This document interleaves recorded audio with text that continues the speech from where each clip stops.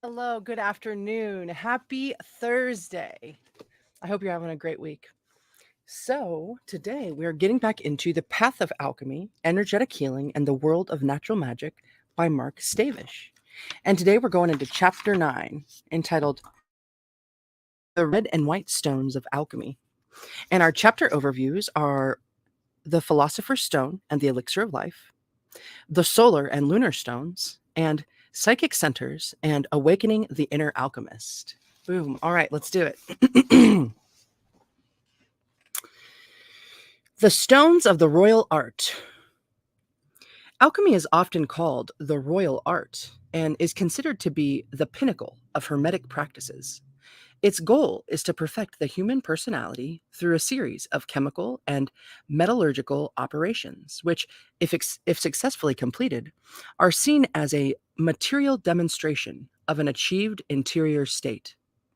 Like the siddhas of yoga, or the charisman of the New Testament. Is that? Hey, Michelle, welcome. Awesome. Charisman, charismen, or the charisman of the Testament. Various abilities at transmutation become available to adepts as they climb the Hermetic ladder. Among the best known of these abilities are the power to transmute one metal or mineral into another, the power to cure disease through the creation of a universal medicine, or panacea, and the ability to live a long life, nearing immortality by human standards, through creation of the elixir vitae, vitea, or vitae, vitality, vitae, maybe. Just as a talisman of paper, metal, or stone binds a certain amount of planetary energy to it for a specific purpose, the alchemical elixir of life is the etheric life force in a liquid state of matter. The alchemical stone of the wise, or redstone, is the etheric life force in a solid state of matter. Each is the maximum amount of energy possible stored in a minimum quantity of liquid or solid matter. And that was all in italics. The elixir of life is related to other spiritual liquids as well, including the homa of Zoroastrianism,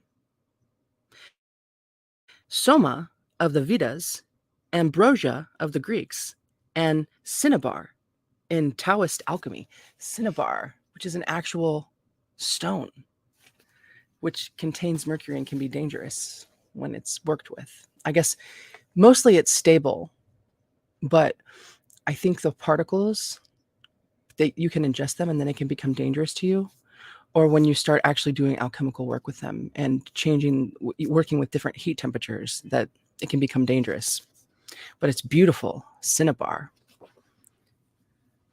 Okay. Alchemy traditionally has shown itself to pose three expressions or aspects: metallurgical, chemical; philosophical, homeopathic; and ethical, spiritual. The language of medieval and Renaissance spiritual alchemy in Germany demonstrates this progression in the injunction that each philosopher is to be transformed from a dead stone into a living philosophical stone. By making himself into a living stone, each alchemist becomes the lapis philosopher, or stone of the wise, which in turn can act in the world as a panacea, which is Greek for all healing on others. This plusquamperfectum, plusquamperfectum, plusquamperfectum, or perfection, exists on all planes of matter and consciousness. It heals bodily ills as well as moral and ethical ills, and restores the user to a state of spiritual grace, if not outright purity. Each alchemist thereby becomes a focal point of energy, a small sun in the universe of humanity, whereby simply being physically close to him or her can allow a certain change in consciousness and physical health. The alchemist radiates life just as the sun radiates light. And from light, life and consciousness arise. This is critical, for at this point, the alchemist no longer administers healing products or medicines, but instead, he or she is the healing medicine. The very presence of the alchemist heals. We have seen in earlier experiments that the relationship between energy, matter, and consciousness form a triad that exists to varying degrees in everything. The spectrum of energy and matter exists in its own domain, and from its constant operations, consciousness arises. After a period of time, consciousness gives way to self consciousness, and its relationship with matter and energy move from the chaotic and unpredictable to the orderly and predictable. It is through this ability to apply consciousness to the relationship of matter and energy that practical occultism is possible. If it were not so, to use the use of both active imagination in magical ritual and material experiments in alchemy to create change in the material world via the principle of as above, so below would be self delusion. The four elements form the etheric material base that gives rise to the three essentials. Of the elements, fire plays the most significant part, for etheric fire, or energy, gives rise to self consciousness. It is the foundation energy for human consciousness, as well as the means of transforming matter from raw to refined states. That way, welcome in. Welcome, everyone. All right. Quote, the fire principle plays a predominant part in many alchemical treatises.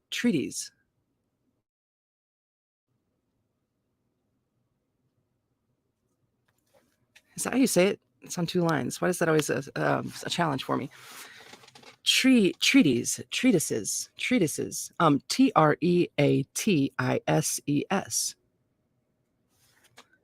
Shall we look it up? I'm going to look it up, and then we'll start that whole quote again. Moop boop. Okay. Treatises. Oh wait. Treatises. A written work dealing formally and systematically with a subject.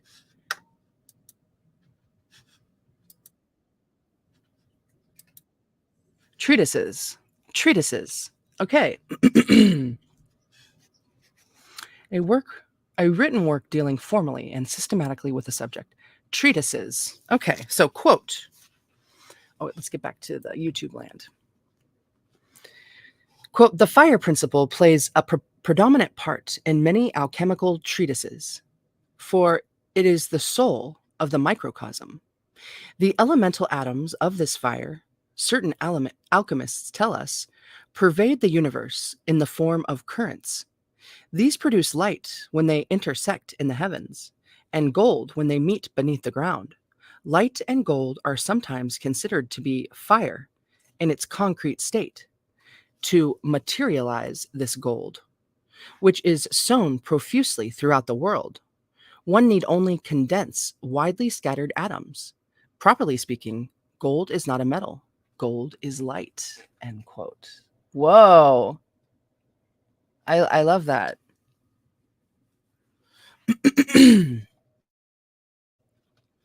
The colors, oh, and that was end quote. The colors black, white, and red play important parts in the stages of material transformation. Black, or negrado is death. White, or albus, is calcination, the purification of the body. Red, or rubeo, I've heard it rubedo as well, but red, or rubeo, is the perfection of the reunited body and consciousness, which is salt and sulfur. Yellow is sometimes mentioned as an intermediary stage between the white and red stages and represents perfect fecundation. Fecundation. Let's look it up.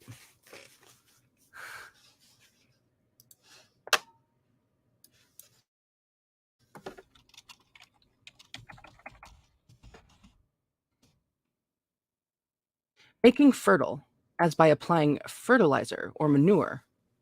Okay, now how do you say it? Fecundation?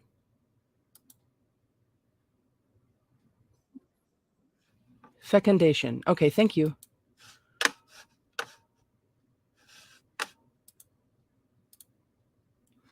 Making fertile as by applying fertilizer or manure. Synonyms: dressing, fertilization, and fertilization, spelled differently. Fecundation. Countable and uncountable. The process whereby a new organism is produced by fertilization. Juicy. All right. Presents perfect fecundation. What makes alchemy different from many other occult arts is hinted at in the color red. Red is the reuniting of the consciousness and the body. It is enlightenment in the world, and not escape from it. That is the sentence. It is enlightenment in the world, and not escape from it. Okay.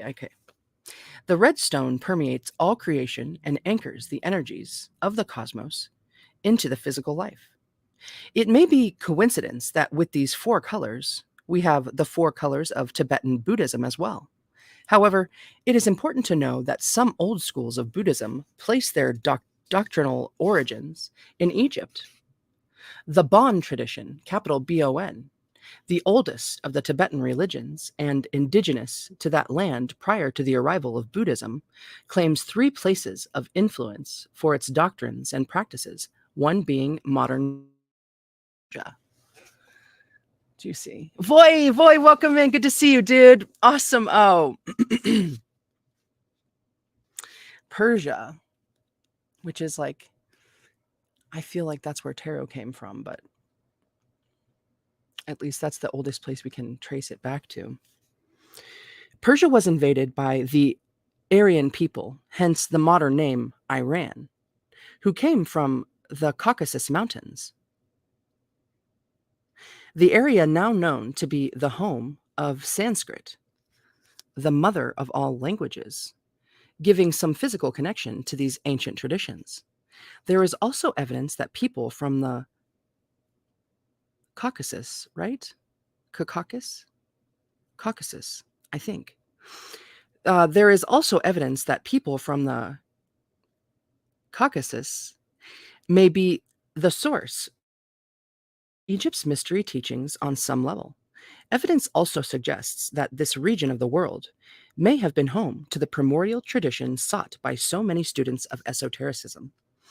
The colors can be used to designate a degree of perfection of a particular alchemical product, with black referring to something in its natural state, white being a medicine that strongly affects the body and etheric forces, and red being a product that affects primarily the consciousness of the recipient, but also as a result, emotional, etheric, and physical well-being.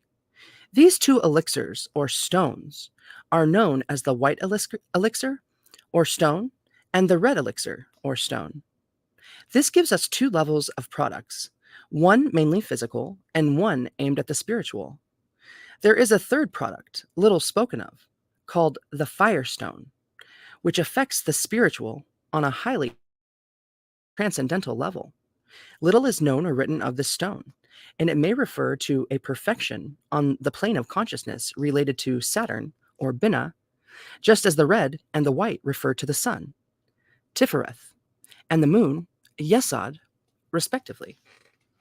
An excerpt from a 1928 Rosicrucian manuscript on alchemy by Francis Mayer, a well-known student of Hermetic philosophy, states, quote, "As the colors indicate, the process is the same as followed in the work for the stone, where first the black developed, and out of it, in succession, the white and the red, as the work progresses through the elemental, the sidereal or astral, and the mental worlds. The elixir used for medicinal purposes and to rejuvenate the body is the second elixir. White or red, both of them obtained by circulations and imbibations." 2 lines. White and red, like moon and sun, are essentially the same in alchemy as substances, except the lunar white is less fiery, is cooler and less intensive, more moderated, as is the red or solar elixir, the potable gold. The circulations are made through the 7 so-called planets, and imbibed substance is what is known as higher or zodiacal element. In plain language, aether or vital life energy, reaching us through the constellations. Now, in alchemy, the zodiac and the planets are considered as located in the organism of man, including the auric bodies, the vital or etheric, the sidereal, the astral, and even the solar or mental bodies. In consequence of this duplicity, i.e., physical and hyperphysical, of our organism, or is that the end of the IE? Yeah, i.e., physical and hyperphysical. So wait. In consequence of this duplicity of our organism, complicated by the fact that it functions on 4 planes, the ancients were reticent and left it to the initiator to reveal the exact locations of stars and planets in the body, because it could be understood by the practitioner only, who is familiar with hyperphysical organisms and planes of consciousness. Juicy. Moreover, they knew by experience that unskilled handling of this delicate and complicated machinery may cause transitory or even permanent malfunctional disorders. And further on, dot dot. Pajo, welcome in. Awesome. Hey, baby bug. And further on.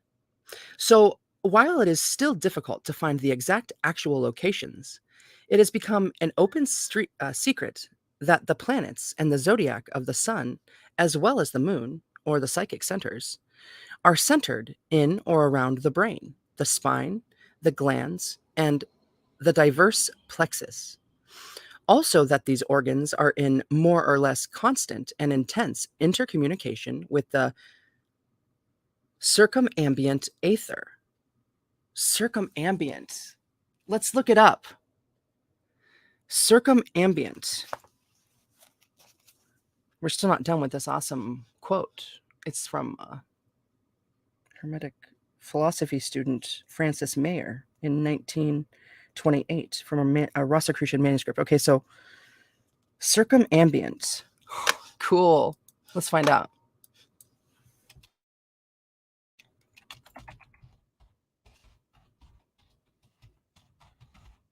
Surrounding.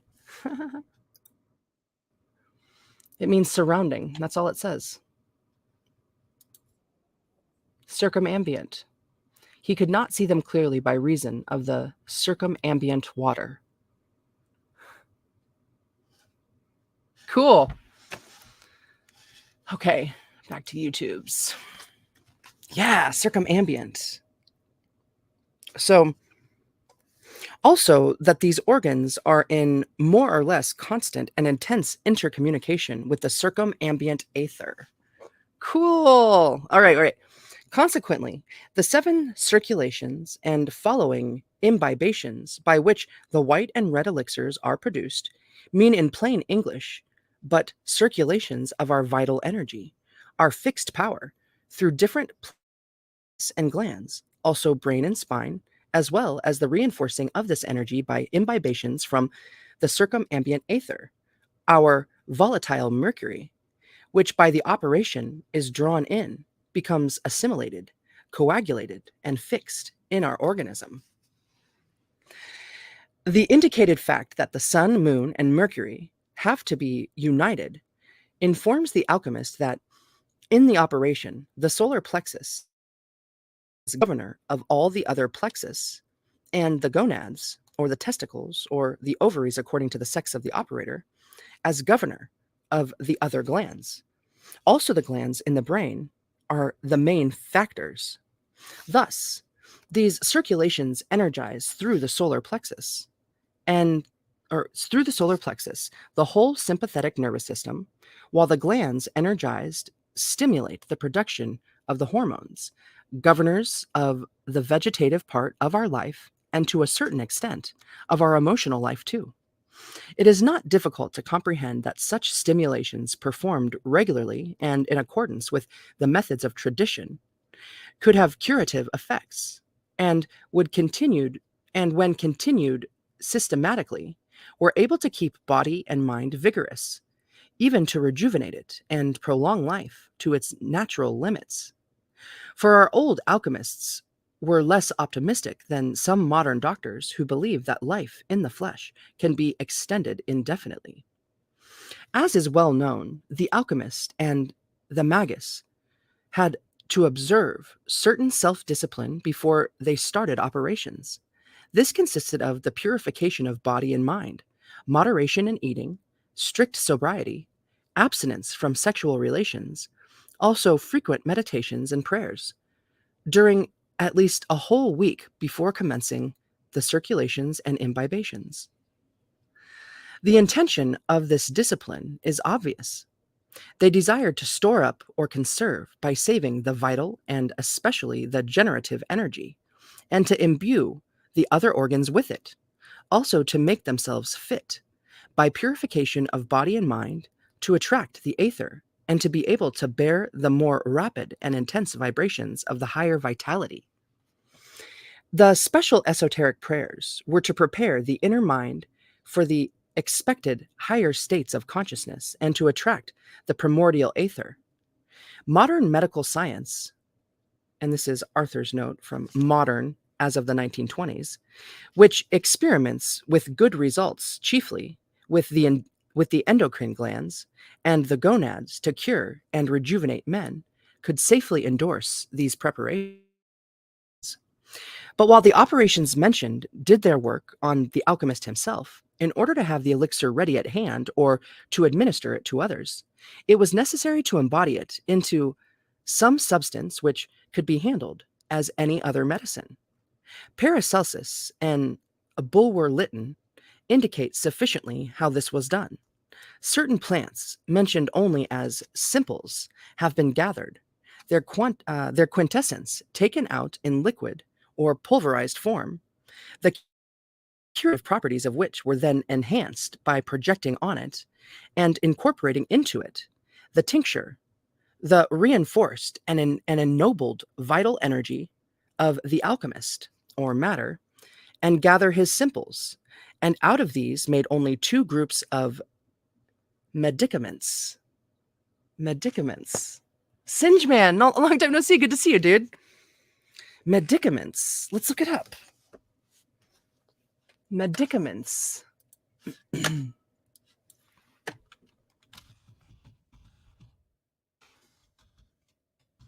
it medication?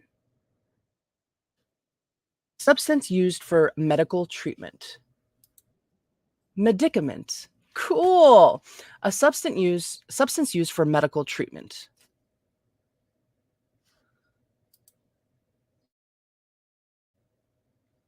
It's a medicine, a pharmaceutical drug, a medicinal drug, or simply drug. It is a drug used to diagnose, cure, treat, or prevent disease. Medicament, a medication.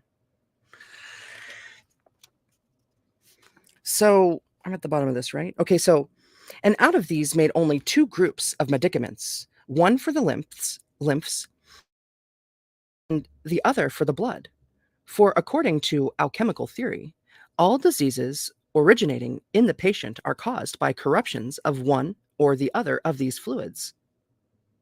Lymphs or blood?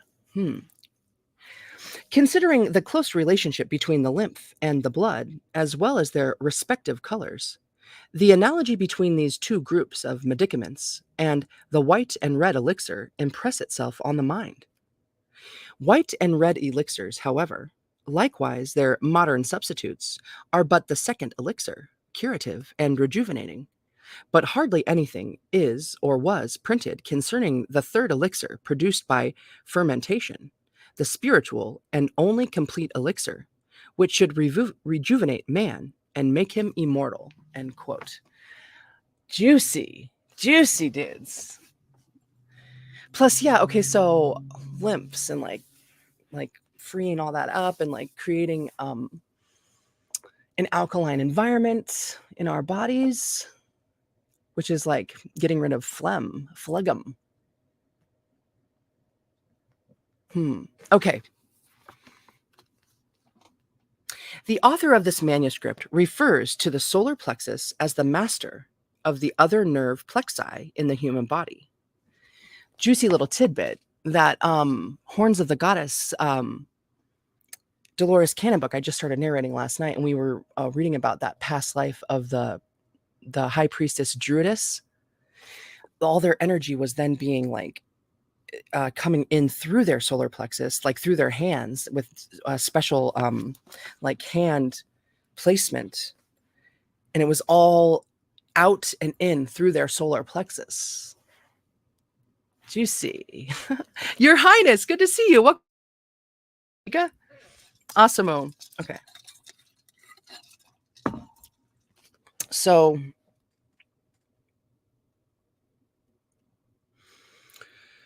and distributes energy to the other plexi. The exact location of the solar plexus varies from system to system, with it often being located in the navel as well as near the heart. However, if we look at the function of the solar plexus, we can see that it is located in the area of the stomach. The solar plexus distributes energy and can even store it, but it does not generate energy. That is left to the other centers, like our heart spark. Whenever I think about my solar plexus, I think about that. Well, isn't that what it is? It's the solar plexus. It's like what's it called? Cartilage.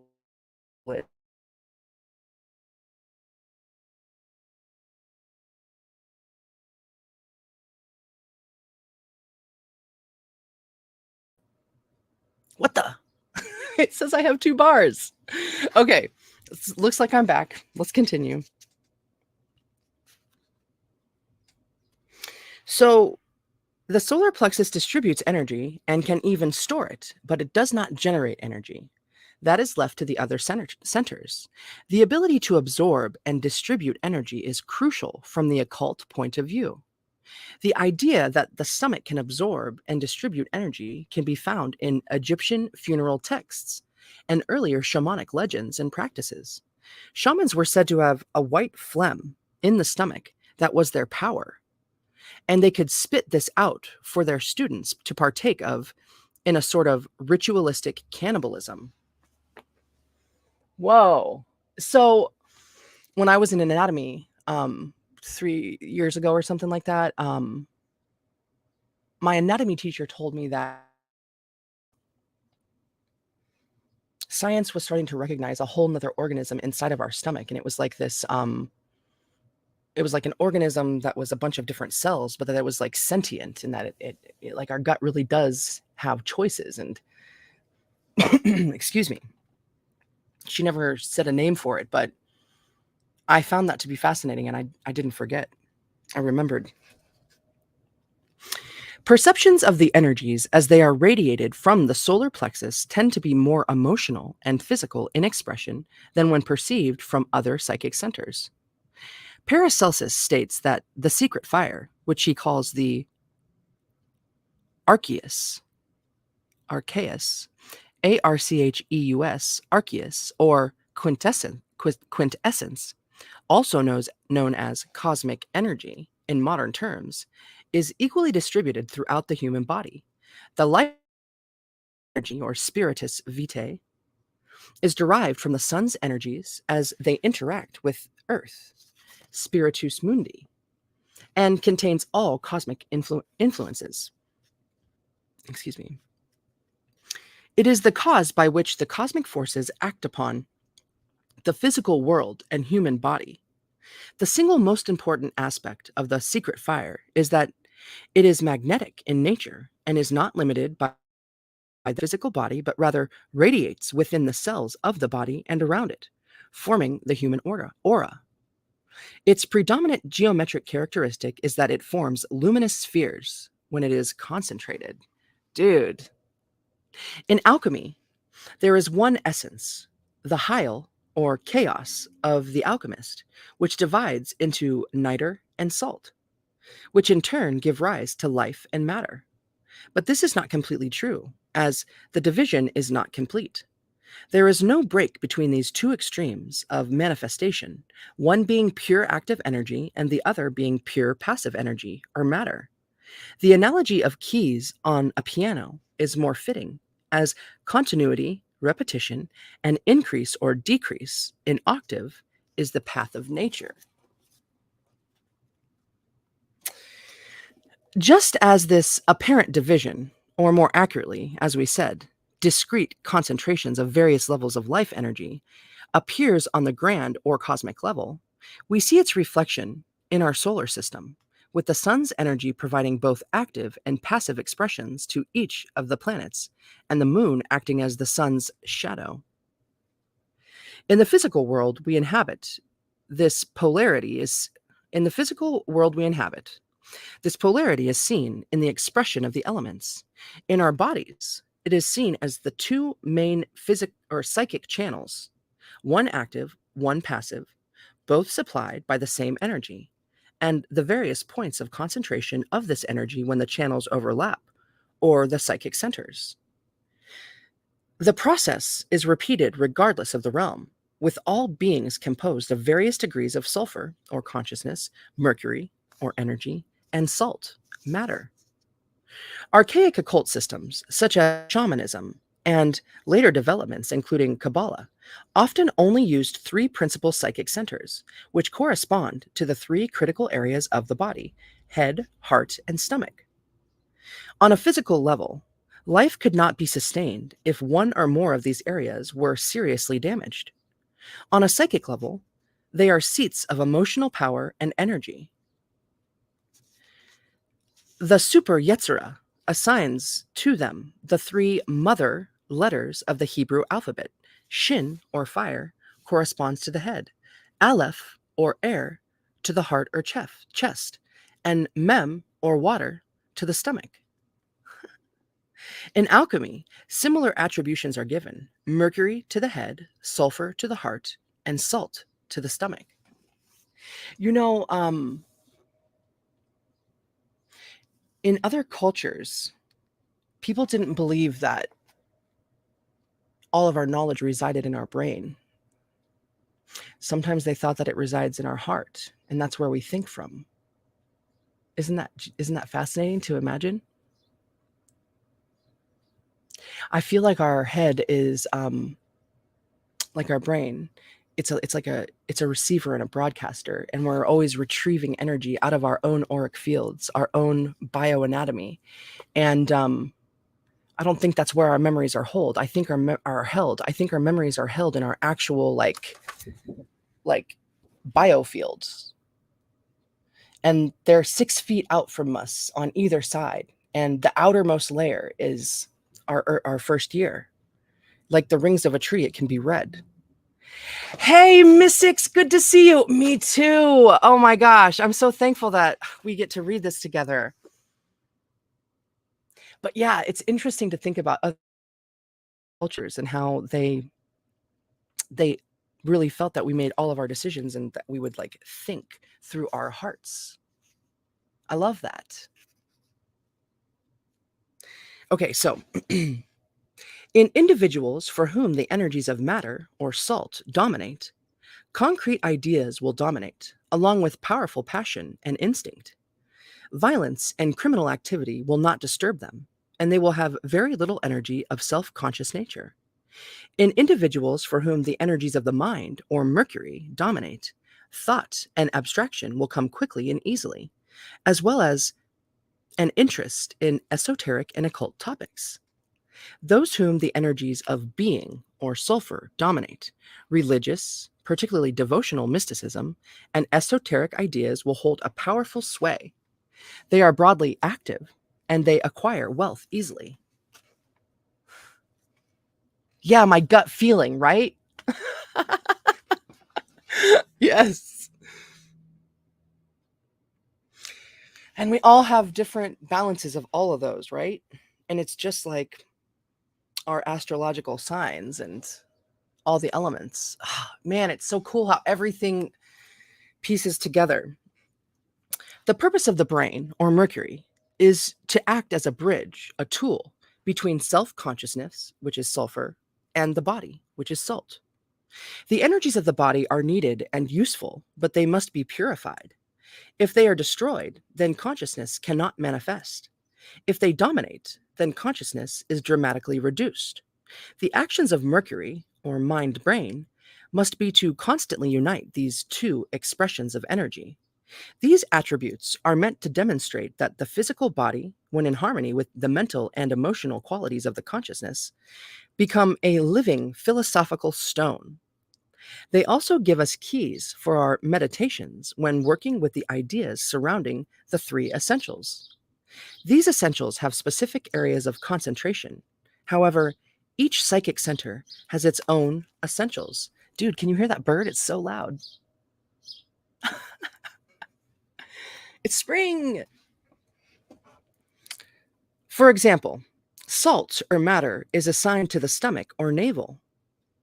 Wait, surrounding these essentials have specific areas of concentration. However, each psychic center has its own essentials. For example, salt or matter is assigned to the stomach or navel. This means the psychic centers at and below the stomach are concerned with the material functions of the body. However, to carry this out, they also need energy, which is Mercury, and specific intelligence or direction, which is sulfur. In hypnosis and other occult practices, we often notice that the body is subordinate to the subconscious, but that they are both identical in function. Our physical body synthesizes and produces a vast array of material substances from the food we give it. Boom. Let food be thy medicine. When this is of high quality and in ample supply, we are able to be healthy, energetic, and in harmony with our psychic qualities as well. Our physical body has all that it needs to be transmuted into a living stone, and our consciousness will transmute with it into a miniature Hermes or true alchemist incarnate if properly directed. So, dudes, I once did a 22-day juice fast, and I was just putting, like pure organic fresh liquids into my body, which was a lot of work and everything, but I had intended to go 60 days. But I stopped after 22 days, and you might have heard me say this before, but like part of the main reason that I stopped was because I started to feel like I was so connected to spirit, to God, and it was like a direct connection, and it was beginning to scare the piss out of me. I felt so different that it was becoming more difficult for me to relate to my friends and my family. My energy level was so through the roof, and I didn't know what to do with myself. I was like looking for jobs where I could, plant things and do different things and get myself into all these things. And I didn't know where to put my energy forth. But yeah, it became like, a direct to God to be that purely clean in my body. And yeah, just throwing that out there, just sharing that with you. But now all these nutrient dense green superfoods that I've been taking, it's like I'm feeling like on the cusp of that journey again. I'm thankful to be where I am though. I'm at a different mental space and like have more experiences since then. And yeah, there's so many things to put the energy into now. But anyways,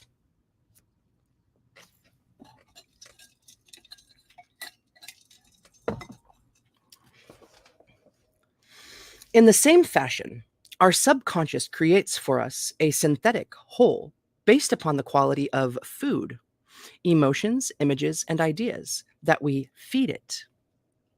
As long as we live, they are combined into a single body and state of consciousness. The main place where this digestion, assimilation, and distribution of psychic and physical energy takes place is in the stomach and its attendant organs. From the psychic point of view, This is the solar plexus and nerve ganglia associated with the physical aspects of its function. Salt. The body's salt is derived exclusively from the material world, from the food we eat and liquids we drink. The quality and quantity of food we eat directly impacts our physical health and well being.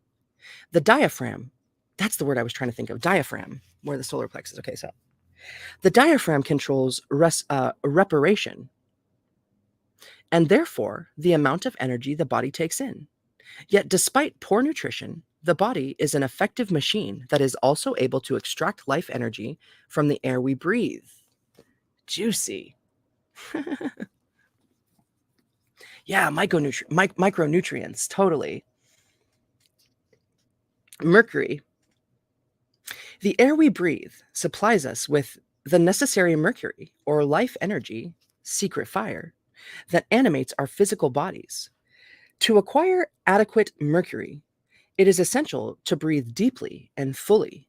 Schools of meditation use various forms of rhythmic breathing for this purpose, as well as to strengthen and purify the body, or the salt, so that it can be imbibed with more spiritual consciousness, or sulfur. The planet Mercury rules the nervous system, respiration, and communication between the inner and outer consciousness. Boom. We go into Mercury retrograde on April 21st, right before my birthday. Sulfur. Our sulfur is our consciousness. Since our three essentials cannot be completely separated and recombined easily, like astral projection and sleep being the exceptions, we must constantly watch our thoughts and feelings so that we generate goodwill and seek to benefit others.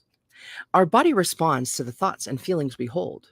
In this manner, the salt purifies our consciousness by giving tangible expression to our feelings.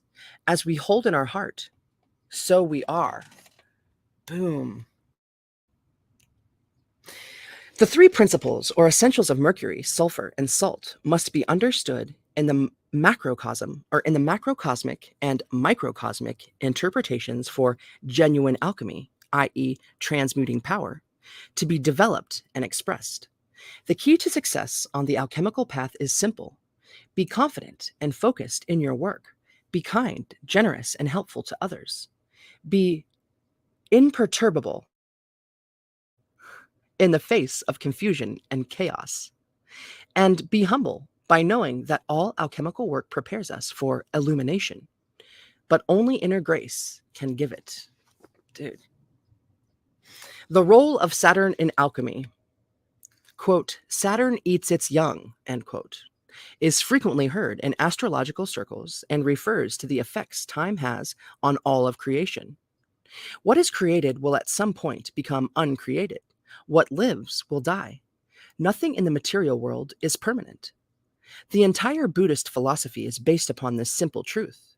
The Egyptians embraced death, knowing that it was forever their destiny as mortals. Yet even here we see an attempt to cheat death, be it through enlightenment or the rites of mummification. Jews and Christians, in their own ways, also seek to cheat death through the belief in the possibility or even the guarantee of physical resurrection of the dead. I never liked that they say cheat death, right? You gotta learn, right? According to Cornelius Agrippa, which I just heard someone say it's pronounced that differently.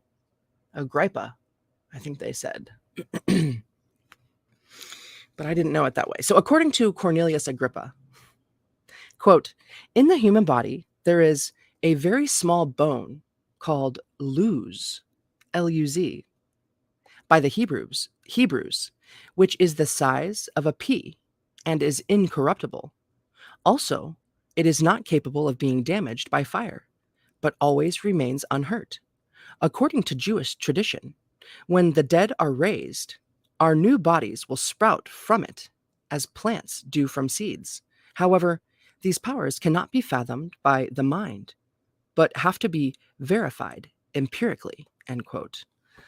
L-U-Z, that means light in Spanish, right? Have you heard of like those monks that are really far along their path that they grow like heart stones, the weight of your heart. Like the more pure you are, the more it grows. Isn't that something? And that was something about like Egyptians weighing your soul too. Or anyhow, other occult philosophers locate the luz bone or luz bone along the spine or in the skull at various locations. For our purposes, we will discuss the symbolism of the luz from the perspective of Agrippa. Luz means inward curving. Huh. And it is easy to see how it can refer to the base of the spine. If we take the modern zodiacal wheel and place Leo and Cancer at the midhaven and Capricorn and Aquarius at the low haven, we can begin to see how the planets and astrological signs match and suggest planetary correspondences for the psychic centers. Now, this distinction is important. We are referring to psychic centers, not the psychic body of a physical organ or the planetary energy of a physical organ, but specifically to a point of contact between the physical and the psychic in the etheric body that transmits energy in the physical body. All right, I'm going to flash this up here so you can see this. So we've got planet, Leo, major psychic center. That's the earth, the symbol for earth.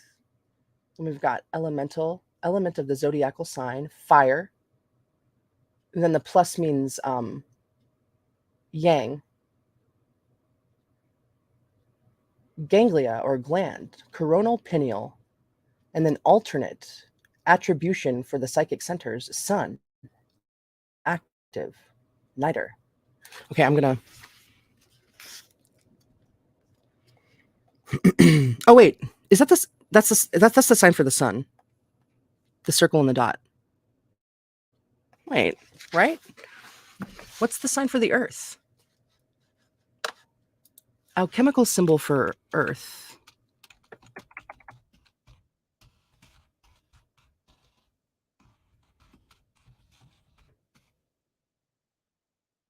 Okay, but I know those ones. All right, so wait. The circle and the dot is the sun.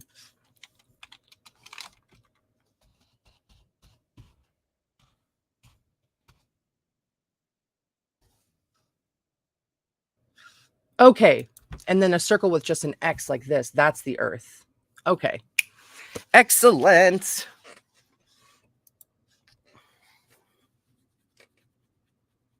So moon, Cancer, the major psychic center is the moon. The element of the zodiacal sign is water, and it's yin, passive or receptive.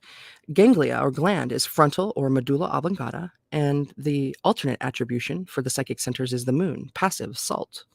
Mercury, the zodiac is Gemini and Virgo. Major psychic center is Virgo. The element of the zodiacal sign is air and earth, and air is active, earth is receptive.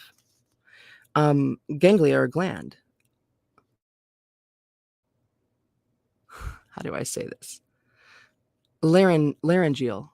Laryngeal. Oh no, this is. Let's find out.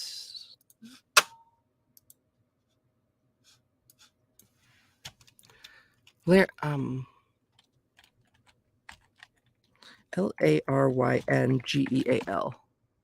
Pronunciation. Laryngeal. Okay, cool. Laryngeal. The larynx. Laryngeal. Okay. Laryngeal, the spirit, and so the alternate attribution for the psychic center is the spirit or the quintessence. All right, then we have Venus, which is Taurus and Libra, and major psychic center, Taurus. Element of the zodiacal sign is earth and air. Then we've got ganglia or gland, which is cardiac, and then the alternate attribute for the psychic centers is air. Mars is Aries and Scorpio. Major psychic center is Mars. The element of the zodiacal sign is fire and water. And then the gland or ganglia is epigastric. And the alternate attribute for the psychic centers is fire. Next, we have Jupiter, and the zodiac sign is Sagittarius and Pisces. The major psychic center is Jupiter. The element of the zodiacal sign is fire and water. And then, fire is yang, water is yin. Ganglia or gland, prosthetic. Alternate attribution for the psychic centers is water. And then lastly, we have Saturn, which is Capricorn and Aquarius. Major psychic center is Saturn. And then element of the zodiacal sign is earth and air. Then we have the ganglia or the gland is the sacral. And then alternate attribution for the psychic centers is earth. All right. Carrying on.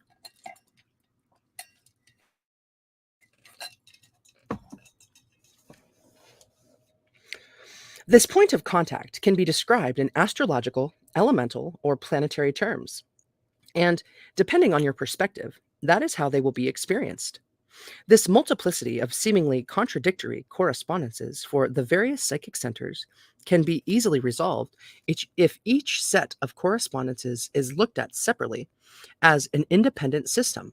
Second, you must consider the designations given to each center in terms of function. What is it that the psychic center is supposed to do within the system? This will help you to understand why certain symbolic relationships were established. This ability to focus and keep ideas in context is important. Similar qualities does not mean interchangeable. Correspondences means that things are alike or similar to each other, but does not mean they are equal. Equal is a mathematical term that means interchangeable. The relationships presented in psychic anatomy are complex and cannot be reduced to simple ideas of universality and interchangeability. Use psychic centers and their symbols as starting points of energy, not as endpoints.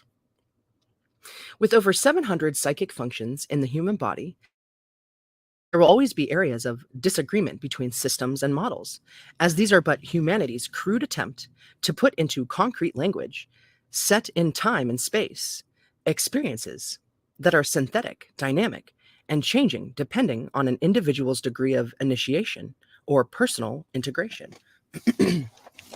Quote, the varieties of the hermetico-alchemical symbolism in which, one way or the other, the seven figure can be interpreted at the microcosmic level to specific points of the body so rigorously followed in the Orient are rarely encountered in Hermeticism.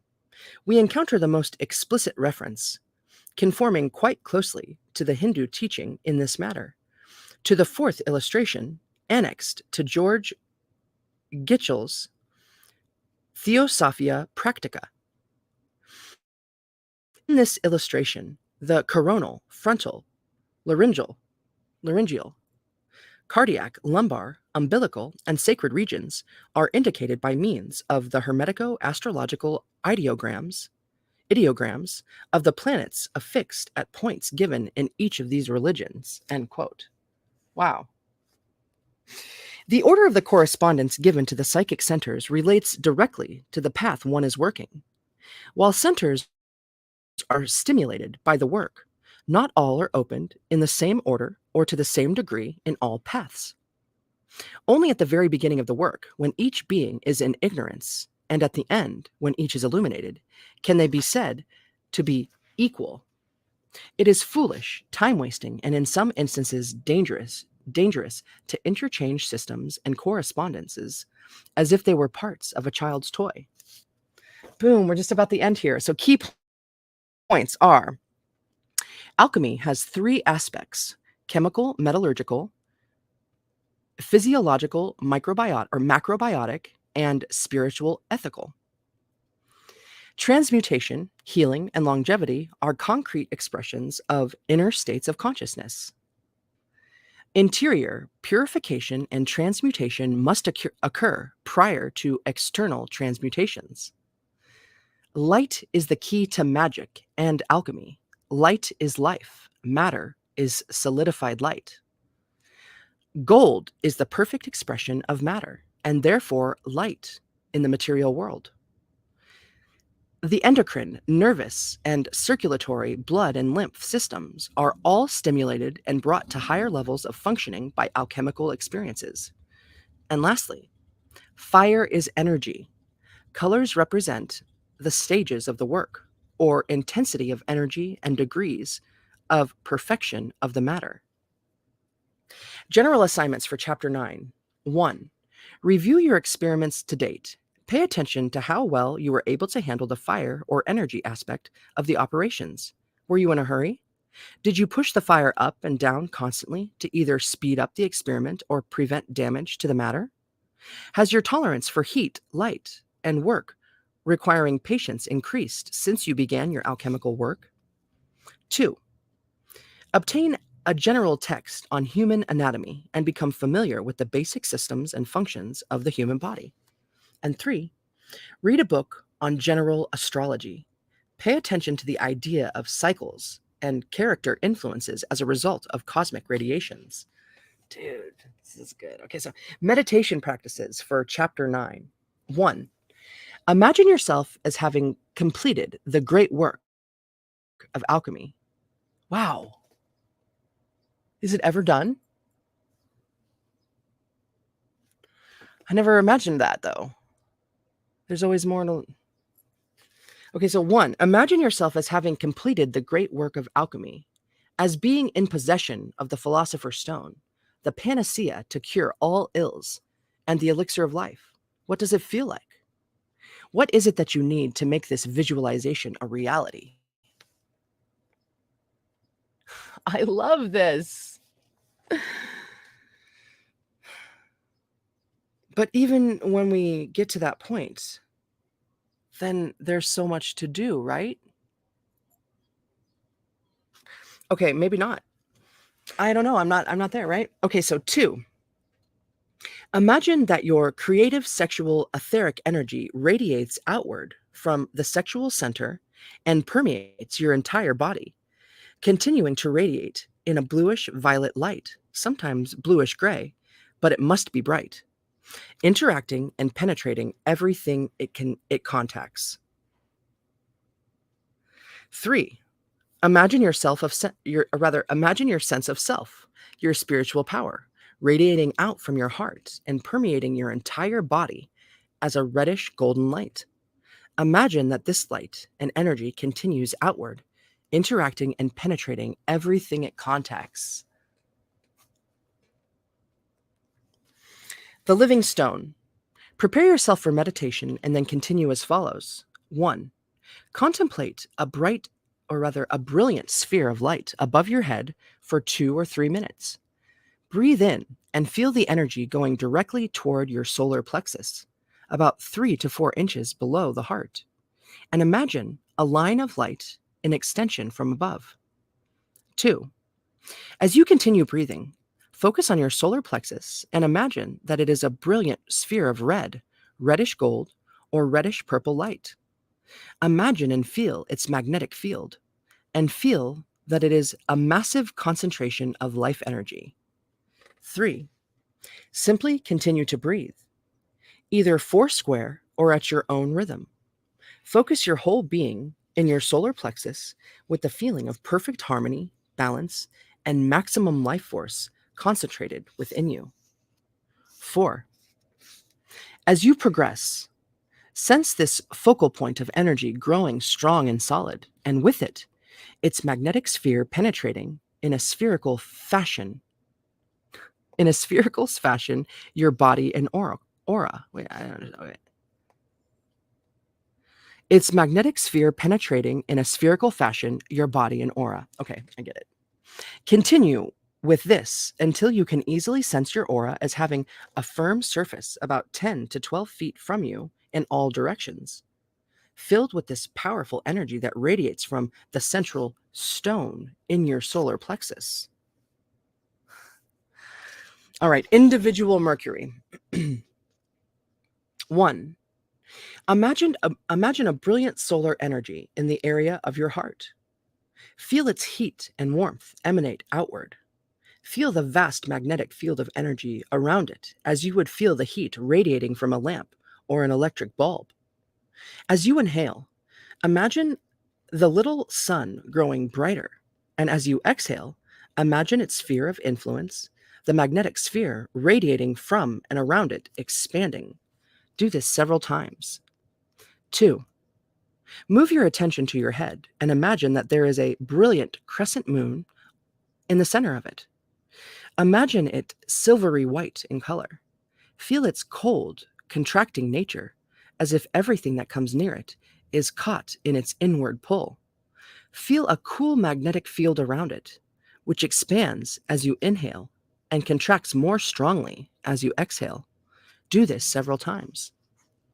3. With your attention still focused on your head and the lunar crescent, imagine that the magnetic pull of the lunar energies brings the solar energies of the heart up to them as you exhale. Each time you inhale, the magnetic pull of the lunar energies increases. As you exhale, the solar energies expand to meet or mingle with them. 4. Imagine now that these combined energies move down into your body, into the region of your solar plexus. As you inhale, the balanced lunar solar energies grow stronger, and as you exhale, they are radiated throughout your physical body, even into the space around you. 5. Note any experiences you may have had when you have completed this meditation. Write them down in your notebook. And then lastly, meditation on sulfur, salt, and mercury. Using this information contained in this chapter, develop your own meditations for the 3 essentials. Boom! Oh my gosh, isn't that good? We did it. So everyone, man, thanks for being here. That was good. That was juicy. I'll probably go live with this again tomorrow, but I do intend to finish this book out this week. But when we do go live with this again on chapter 10, it's entitled Alchemical Symbolism and the Tarot. Oh my gosh. Yay. Okay. So chapter overviews are: 1, the tarot as hermetic synthesis; 2, alchemical interpretation of the major arcana; and 3, symbolism, dreams, and inner awakening. And 10 is the real last chapter of this book, but thereafter I might go into the conclusion, the planetary hours, Appendix B, the longevity formula of Comte de Saint-Germain, Appendix C, the path of Nicholas Flamel and the Philosopher's Stone. Ooh. And I might even read the glossary, which has just a bunch of terms. So yeah, oh my goodness, dudes. I'm so grateful. I'm so thankful that we got to do this together. And I do intend to read some more of that awesome Horns of the Goddess book. Oh my gosh, that was so good. But we'll see how it goes for the rest of the night. I got some stuff to like clean up in my kitchen and things like that. But regardless, I totally appreciate you. I thank you, YouTube and StreamYard, everyone that has been here with me, hanging out, commenting, saying such cool things, and when you come now or later, and whenever. And yeah, I thank you to my family and my friends and my sister, and of course, Spiritus, that we breathe in all the time, animation of us. Man, isn't that cool? So dang, take care of yourselves and do it like you feel it. Mwah! I'll see yous. Thank you. Thank you.